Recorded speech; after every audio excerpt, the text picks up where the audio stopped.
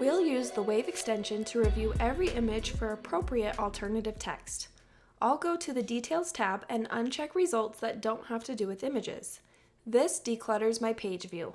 Now I'll start at the top of the page and check each image. Because I'm using Wave, each image has a result and the image's alternative text if it has any.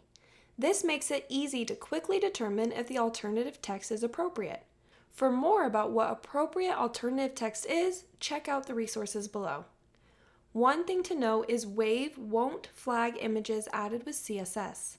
These images still need to be reviewed, and if they convey content, they need some sort of alternative text using ARIA or in the page's content.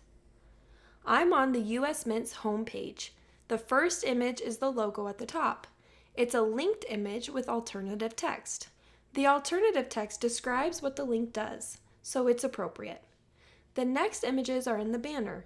Each banner has an image of coins with missing alternative text, so none of them have appropriate alternative text. Each banner also has a background image with null or empty alternative text.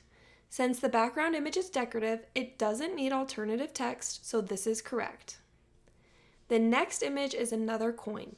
Its alternative text is coin promotion alt text. This sounds like it was filler text that someone forgot to update, so this is not appropriate alternative text. This is a good example of why manually testing content is so important. The next 6 images have alternative text. They each seem like they need it because they convey content. The alternative text they do have does a good job of describing the image within its context, so it is appropriate. You're ready to use Wave to determine if your page's images have appropriate alternative text.